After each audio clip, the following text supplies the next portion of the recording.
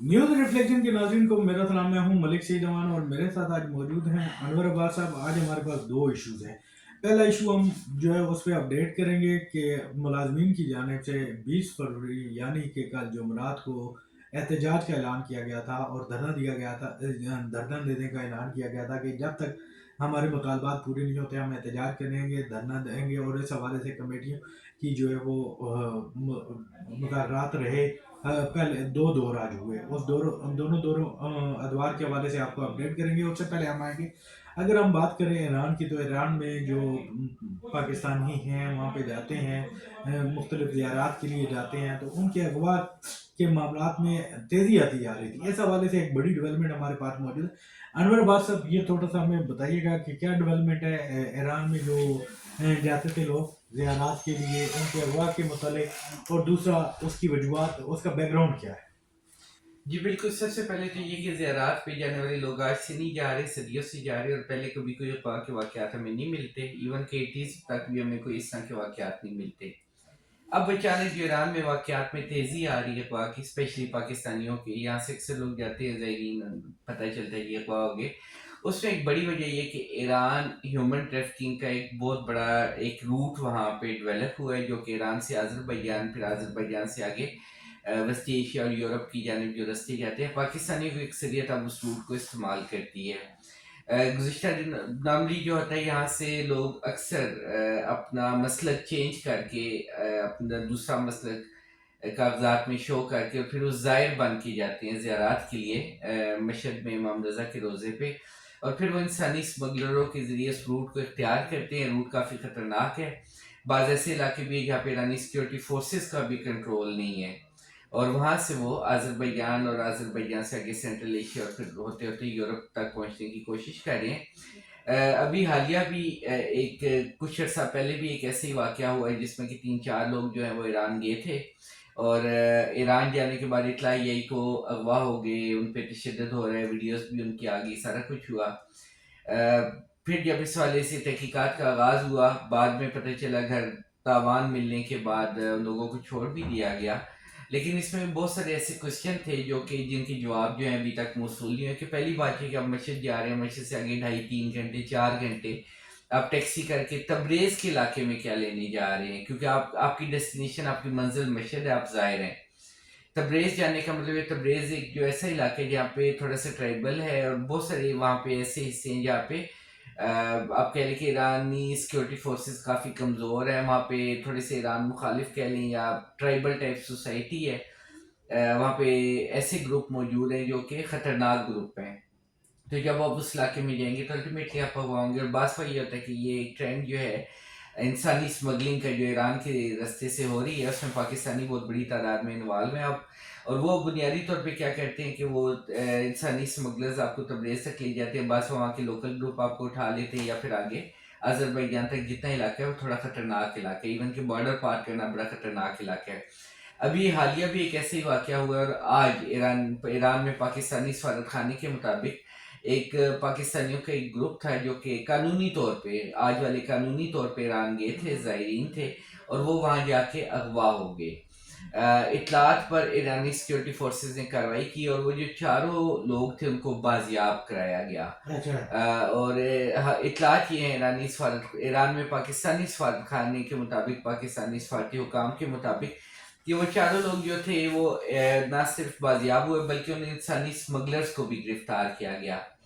अब इसमें ये कि वो अगर ज़ायरीन थे तो इंसानी स्मगलर्स के साथ उनका क्या ताल्लुक था, यानी कि वो इंसानी मुबैना तौर पे इंसानी स्मगलर्स के साथ मिलके शायद वो भी बॉर्डर पार करने के चक्कर में, बहरहाल अभी तहकीकात होंगी, चीज़ें सामने आएंगी, मामलात इतने सादे नहीं हैं। 4 लोग थे जो कि आज बाजियाब हुए हैं। उनके नाम गुलाम मुस्तफ़ा तबस्सुम था, मोहम्मद अरसलान था, मोहम्मद खुरम था, और एक उनमें से हैं मोहम्मद सोहेल। ये 4 अफराद थे जो कि आज ईरान से बाजियाब हुए हैं। बाहर कैफ के ईरानी सिक्योरिटी फोर्सेस भी और पाकिस्तानी सफारत खाना भी मुबारकबाद के मुस्तहिक है। लेकिन इससे कबल जो वाक़या हुआ था उसमें इस हद तक इतला थी कि लोगों ने खुद वीडियोस बना के भेजी थी, और जो मुगवी थे बकौल मुबैना तौर पे, वो खुद इन्वॉल्व थे इंसानी स्मगलर्स के साथ मिलके, कि वो अपने अगवा की झूठी वीडियोस यहाँ पर भेज रहे थे, تاوان بھی لے رہے تھے اور بعد میں بازیابی، اور شاید ان پہ ابھی تک معاملہ چل، اس طرح یہ پہلا واقعہ نہیں ہے، اور ان واقعات میں گزشتہ 2 سے 3 سال ہوئے، ان میں شدت آئی ہے اور یہ واقعات رونما شروع ہوئے۔ اس سے پہلے جو ہے زائرین ہم صدیوں سے جاتے رہے اور کبھی کوئی اس طرح کا واقعہ ہم نے نہیں دیکھا، لیکن اب چونکہ یہ روٹ ڈسکور ہو گیا ایران سے آذربائیجان اور آذربائیجان سے رشیا یا یورپ یا یوکرین، یا جس سائڈ پہ بھی آپ جانا چاہیں آگے روٹس موجود ہیں، تو اب پاکستانیوں کے ان واقعات میں کافی اضافہ ہو رہا ہے، تو اس پہ تھوڑا سا ہمارے سیکورٹی اداروں کو بھی توجہ دینے کی ضرورت ہے۔ اور دوسرا، جو لوگ پکڑے جاتے ہیں مبینہ طور پہ، اگین میں مبینہ طور پہ کہوں گا کہ وہ کچھ دے دلا کے، کچھ تعلقات کا استعمال کر کے وہ بچ جاتے ہیں، تو جب تک ان کے خلاف سخت کارروائی نہیں ہوگی، یہ اس صورتحال میں اضافہ ہوگا اور الٹیمیٹلی یہ صورتحال ڈیمیج کرے گی پاکستان اور ایران کے تعلقات کو بھی، اور مذہبی حوالے سے بھی اس سے زیارات جو ہیں ایک غلط اثر بھی جائے گا اور بدنام بھی ہوں گی۔ حالانکہ جو اغوا ہوتے ہیں وہ انسانی سمگلرز یا ہیومن ٹریفکنگ یا غیر قانونی تارکین وطن کے چکر میں اغوا ہوتے ہیں، نہ کہ زائرین اغوا ہوتے ہیں۔ اچھا انور، ہم نے یہ بات تو کی بالکل، اگر پاکستان میں بھی دیکھیں تو پاکستان میں جو ابھی کچھ حادثات ہوئے، ان حادثات کے بعد یہ چیز تو سامنے آ گئی کہ بہت بڑی تعداد جو ہے وہ یہاں سے نکلنے کے چکر میں ہوتی ہے، کوشش میں ہوتی ہے، اور یہی ایک واقعہ اگر آپ کو یاد ہو کہ ابھی ریسنٹلی ہوا جہاں پہ لوگ جو ہیں وہ یورپ جانے کی کوشش کر رہے تھے، لیکن مبینہ طور پر ان کو کشتی پہ تھوڑے مار کے ظلم کر کے ان کے ساتھ مارا گیا، جو لوگ بچے ہیں اس کے حوالے سے ہمیں یہی اطلاعات ملی تھی کہ ان کو باضابطہ طور پر قتل کیا گیا، نہ کہ لوگوں نے پیسے بھی دینے کی آفر کی، مختلف بھی کیا۔ تو وہ اس کے بعد ہم نے دیکھا ہے کہ ایک ہیومن ٹریفکنگ کے خلاف جو ہے وہ شدید جو ہے وہ آئی، مطلب تیز کاروائیاں ہونا شروع ہو گئی۔ ہم نے دیکھا ایف آئی اے کی رپورٹ، وزیر اعظم ہاؤس میں حاضری ہو رہی ہے، باقی اجلاس ہو رہے ہیں، تو اس پہ کوئی پیش رفت آپ کے نالج میں ہو؟ وہ جو واقعہ جس کا آپ ذکر کر رہے ہیں وہ مراکش کا آئی تھنک جی جی واقعہ جی تھا، بالکل۔ مراکش کے ساحل پہ، اور وہ انسانی اسمگلرز، اگین انسانی اسمگلرز وہ ایک غیر قانونی چونکہ کام کر رہے ہیں، آپ غیر قانونی طریقے سے جا رہے ہیں اور وہ آپ کو غیر قانونی طریقے سے اسمگل کر رہے ہیں کسی بھی دوسری جگہ، تو وہ جب آپ غیر قانونی ایکٹیویٹی میں ہیں تو آپ کی جان جا سکتی ہے۔ مجھے سمجھ جس بات کی نہیں آتی کہ ایک بندہ 30 لاکھ، 10 لاکھ، 15 لاکھ لگا دیتا ہے، وہ کشتی کے ذریعے جائے گا، اس کی جان کو بھی خطرے میں ڈالتا ہے، اپنے ماں باپ کے لیے بھی ایک عذاب کریٹ کرتا ہے، تو 10 15 لاکھ سے یہاں پہ کاروبار کیوں نہیں کر لیتا؟ کچھ بھی نہیں تو آپ 8 10 لاکھ کی گاڑی لے تو برکرین پہ چلا سکتے ہیں، آپ کی اتنی انکم ہوگی کہ آپ کا گھر آرام سے چلتا رہے گا، اور جو رزق اللہ تعالیٰ نے آپ کا لکھا ہے آپ کو وہی ملنا ہے، یہ نہیں ہے کہ آپ باہر جا کے کوئی ڈالرز میں کھیلنے لگیں گے، بہت سارے مالک کے حالات بڑے خراب بھی ہیں۔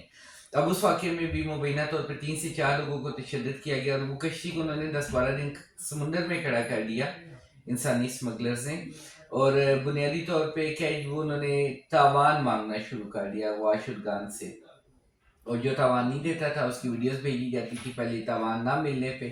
3 سے 4 لوگوں کو انہوں نے ویسے مار دیا، باقی جو لوگ ہیں ان کی ابھی تک ڈیڈ باڈیز ہی نہیں ملی۔ ابھی تک تو یہ کنفرمیشن جو ایک انٹرنیشنل نیوز ایجنسی تھی اس کے مطابق 44 پاکستانی اس واقعے میں مارے گئے تھے، لیکن ڈیڈ باڈیز صرف میں 13 یا 12 یا 13 لوگوں کی ملی، باقی لوگوں کی تو ڈیڈ باڈیز بھی نہیں ملی، اور یہ بھی وہ لوگ ہیں ان میں سے کافی ایسے تھے کہ جو ناقابل شناخت تھی، ان کے ڈی این اے کے ذریعے فرانزک کر کے دیگر طریقوں سے جو ہے ان کی ڈیڈ باڈیز کی پہچان ہوئی۔ تو آپ اپنے پیاروں کو خطرے میں کیوں ڈالتے ہیں؟ ابھی اس کے بعد پھر ایک یہ کشتی حادثہ، اور لیبیا والا پہلے ہوا تھا، اس کے بعد مراکش والا کشتی حادثہ ہوا، کشتی الٹی ہے، اس میں زیادہ تر پارا چنار کے لوگ ہیں، 10 سے 12 لوگ اس میں مارے گئے، پشاور کے تھے، کے پی کے تھے زیادہ تر لوگ اس میں، پشاور اور زی ایجنسی اور پارا چنار کے لوگ تھے۔ تو اب اگین کوشچن مارک یہ کہ پہلی بات یہ کہ انسانی اسمگلرس کے خلاف اگر سخت کارروائی ہو تو میرے خیال ان واقعات کا سدباب ہوگا۔ اگر ان کے بندے بیٹھے ہوئے ہیں قانون نافذ کرنے والے اداروں میں مبینہ طور پر، یا وہ پیسے دے دیتے ہیں یا تعلقات کا استعمال کر لیتے ہیں اور وہ باہر آ جاتے ہیں، تو پھر یہ اسی طرح چلتا رہے گا سلسلہ، نوجوان مرتے رہیں گے، ماں باپ جو ہے ساری عمر کے لیے نہ صرف اپنے سہاروں کو کھو بیٹھیں گے بلکہ ایک عذاب یا ایک تکلیف میں رہیں گے۔ تو تھوڑا سا نوجوانوں کو بھی سوچنا چاہیے کہ یار کاروبار رزق اللہ تعالیٰ نے دینا ہے، اور آپ جتنا پیسہ انسانی اسمگلروں کو دے کے آپ جانا چاہ رہے ہیں، اب یہاں پہ اگر کاروبار کریں، ملک کے اندر انویسٹ کر لیں اتنا ہی پیسہ، تو کچھ بھی نہیں تو آپ کریانے کی ایک دکان بھی کھول لیتے، آپ کا یہ کہ آپ کا گھر چلتا رہے گا۔ جی بالکل، انور عباس نے ٹھیک کہا کہ آپ جو ہے وہاں پہ جاتے ہیں اور اس میں جو سب سے بڑی افسوسناک بات یہی ہے کہ جیسے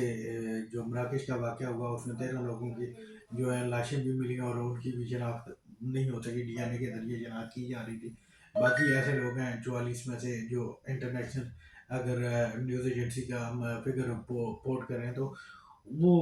ایسے ہیں جن میں سے زیادہ تر ایسے لوگ ہیں جن کی لاشیں بھی نہیں مل سکی۔ تو یہ ساری زندگی والدین کے لیے، بیوی بچوں کے لیے بہت بڑا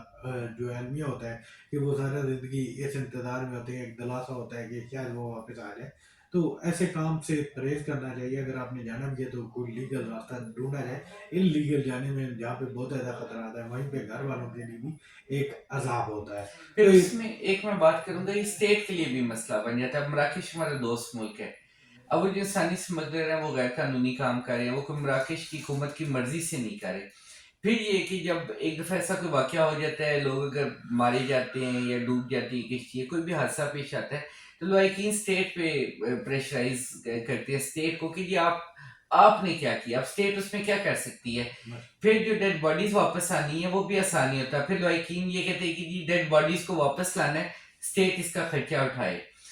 6,000 میرا خیال ہے ڈالرز، $6,000 شاید کاسٹ ہے ایک ڈیڈ باڈی کے واپس آنے کی جہاز کے ذریعے، وہ ایئر لائن آپ سے چارج کرتی ہے۔ اور ہماری ایمبیسی جو ہے اکثر یا تو وہاں پہ کمیونٹی جو لوکل ہے وہ مدد کرتی ہے یا کوئی فنڈ بناؤ تو مل جاتی ہے۔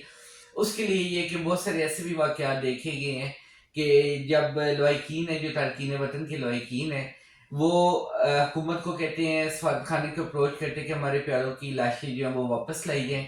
اور جب سفارت خانہ ان سے کہتے ہیں کہ آپ ہمیں ایک اپلیکیشن پہ سائن کر کے دیں کہ ہم اس قابل نہیں ہیں، ہم یہ خرچہ نہیں اٹھا سکتے، تو وہ کہتے ہیں جی ہم تو یہ اپلیکیشن پہ سائن نہیں کریں گے، یہ تو ہماری تضحیق ہے، یا آپ کہہ لیں ہم اس قابل ہیں لیکن ہم نہیں بھر سکتے یا نہیں بھرنا چاہتے۔ تو سفارت خانہ اپلیکیشن پہ سائن کرائے بغیر ڈیڈ باڈی لائے۔ اب اگر $6,000 ایک ڈیڈ باڈی کے واپس لانے کی کاسٹ ہے، تو آپ اس سے اندازہ لگائیں کہ ایمبیسی نے بھی وہ پیسہ کہیں سے لینا ہے، اس کا آڈٹ ہوتا ہے، ایمبیسی کے پاس فنڈ جو ہوتے ہیں ایک ایک چیز کا ہوتا ہے، آپ نے اپلیکیشن بھی نہیں دینی تو آپ کی ڈیڈ باڈی کیسے واپس آ سکتی ہے؟ جی بالکل، ایک اہم بات انور عباس نے کی، اور اس کے ساتھ ساتھ جو ہے پاکستان پہ یورپی یونین کا دباؤ بھی بڑھ رہا ہے کہ آپ جو غیر قانونی انسانی اسمگلنگ ہے اس کو روکیں اور اس کے لیے اقدامات کریں، اور یہی وجہ ہے کہ حکومت کی جانب سے بھی ہمیں کافی زیادہ اقدامات نظر آتے ہیں۔ ہم اب اپنے دوسرے ٹاپک کی طرف آتے ہیں کہ پاکستان جو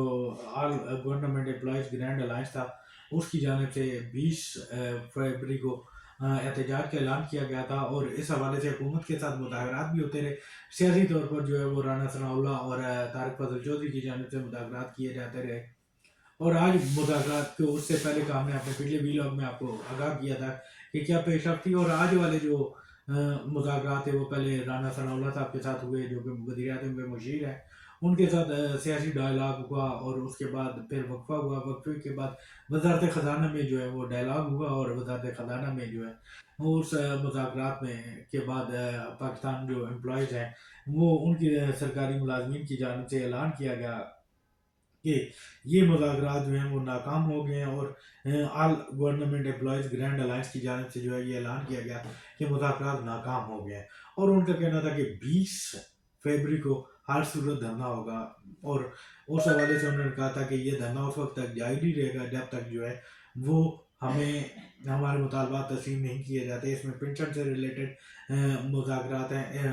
مطالبات ہیں ان کے، اسی کی طرح جو ہے ٹیکس سے متعلق ان کے مطالبات ہیں، جو ادارے بند ہو رہے ہیں ملازمین کے تحفظ سے متعلق جو ہے ان کے مطالبات ہیں کہ اگر ادارے بند کر رہے ہیں تو سرکاری ملازمین سے کیا سلوک کیا جائے گا۔ رائٹ سائزنگ کے نام پہ حکومت جو ہے وہ ملازمین کو نکال رہی ہے بڑے طریقے سے۔ اس سے پہلے اگر ہم دیکھیں یوٹیلیٹی اسٹور جہاں پہ حکومت کی جانب سے اعلان کیا گیا تھا کہ کوئی جو ہے لوگوں کو نہیں نکالا جائے گا، لیکن پہلے مرحلے میں 2 دن پہلے ہم نے دیکھا کہ جو صنعت و پیداوار رانا تنویر ان کی جانب سے بیان آیا کہ یوٹیلیٹی اسٹور سے ملازمین نہیں نکالے جائیں گے، لیکن اس کے اعلان کے 2 دن کے بعد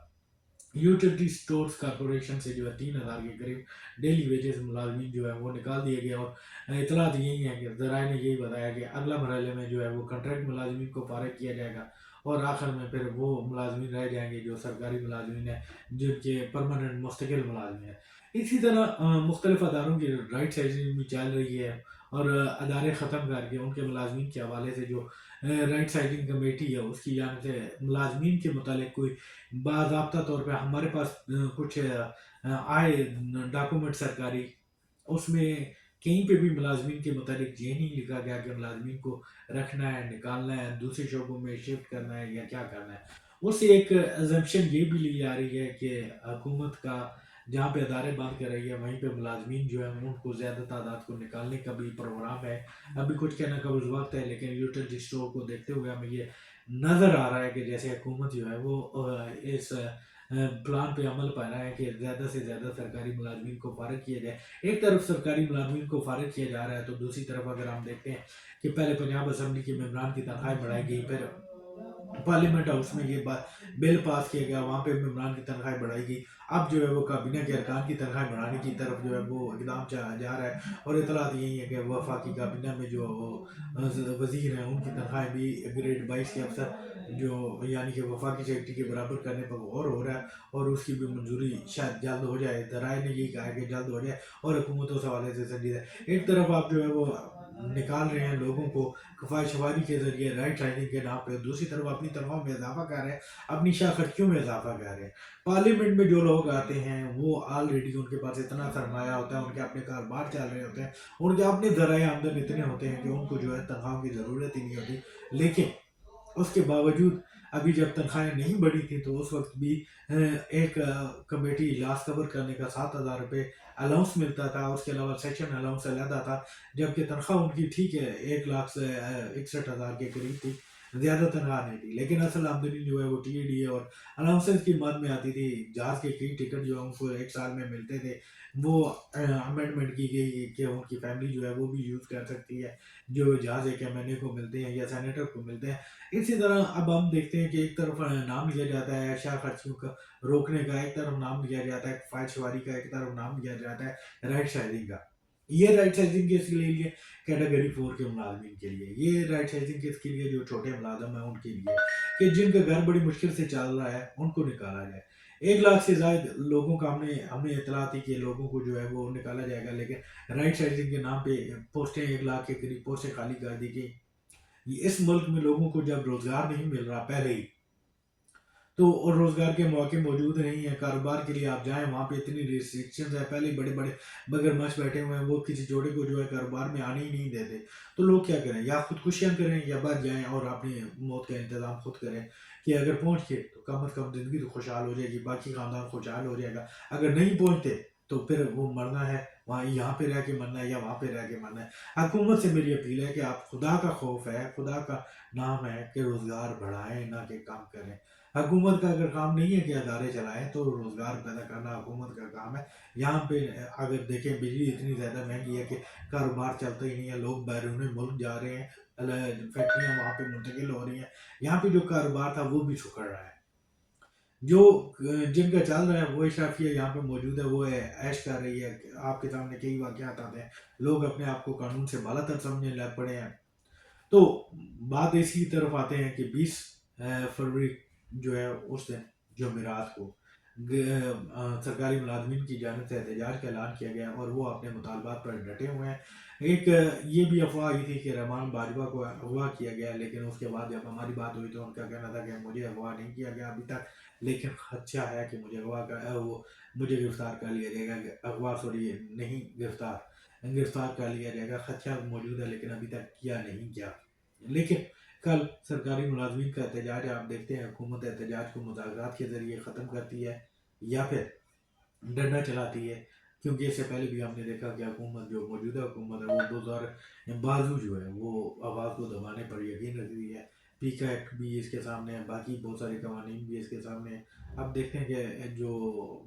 سرکاری ملازمین ہیں انہوں نے پارلیمنٹ ہاؤس اور ڈی جی او کے سامنے احتجاج کرنے کا اعلان کر رکھا ہے، اب ان کا اعلان کامیاب ہوتا ہے یا نہیں ہوتا یہ کل ہم آپ کو مزید اپڈیٹ بتائیں گے، لیکن حکومت سے ہماری دوبارہ یہ اپیل ہے کہ خدا کا خوف کریں، ملک میں روزگار کے مواقع پیدا کریں، لوگوں کو مرنے پہ مجبور نہ کریں۔ 1 لاکھ ملازمین نہیں ہوں گے، 1 لاکھ گھرانہ ہوگا۔ اگر نکالا جاتا ہے تو 1 لاکھ گھرانہ کا مطلب ہے بہت سارے لوگ، اور یہی وہ لوگ ہیں جنہوں نے آپ کو کل ووٹ دیے، جن کے ووٹوں سے آپ آج پارلیمنٹ میں بیٹھے ہیں، حکومت بنائی ہے، حالانکہ آپ وہاں 47 یا 45 اس سے ہٹ کے بات کریں تو میرا ویلاگ اتنا ہی ہے. اگر آپ کو میرا ویلاگ پسند آیا ہے تو میرا چینل سبسکرائب کریں اور لائک بھی اور بیل کا بٹن بھی دبائیں تاکہ آپ کو تمام معلومات بار وقت ملتی رہے. اس کے علاوہ اپنی آراء سے بھی ہمیں اظہار کریں اور کمنٹ سیکشن میں ہمیں کمنٹ کر کے مزید بھی معلومات دیں تاکہ ہم مزید آپ سے ریلیٹڈ جو چیزیں آپ سننا چاہتے ہیں ان پہ اپنی